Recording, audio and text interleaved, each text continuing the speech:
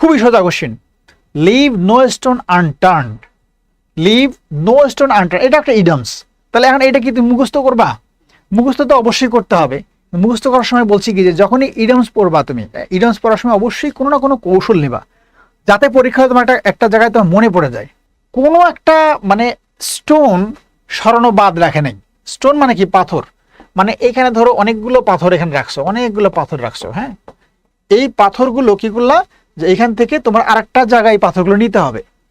এই পাথরগুলো আরেকটা জায়গায় যে নাও, সেটা বলতেছে যে এই পাথরগুলো কয়টা আছে, 1 2 9টা পাথর আছে, এই 9টাই পাথরই তুমি আর এক জায়গায় নিয়ে গেছো, এরকম করে 9টাই নিয়ে গেছো। তাহলে এখানকার 9টা পাথর যদি নিয়ে যাও, তাহলে এখানে তো কোনো পাথরই রাখা হয় নাই। তার মানে কি যে এখানকার কোনো কিছুই কোনো কাজই বাদ রাখা হয় নাই। লিভ নো স্টোন আনটার্ন মানে কোনো ধরনের পদক্ষেপ নিতে বাদ রাখা হয় নাই, সব কিছুই করা হয়েছে প্রচেষ্টার। তাহলে এর আনসার কি হবে? হেভি স্টোন এটা হবে না, রেয়ার স্টোন এটা হবে না, ইম্পসিবল এটা হবে না। তাহলে কি হবে? ট্রাই এভরি পসিবল মিনস, প্রত্যেকটা পদক্ষেপই করার চেষ্টা করা হয়েছে, মানে কোনো কিছুই বাদ রাখা হয় নাই এই কাজটা করতে।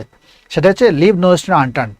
জাস্ট এইভাবে একটু ক্লু ধরে যদি পড়ে ফেলো, তাহলে কিন্তু আনসারগুলো তোমার সহজেই হয়ে যাবে। দেখো এই ধরনের কোশ্চেন তোমার নিয়মিত আসতেছে।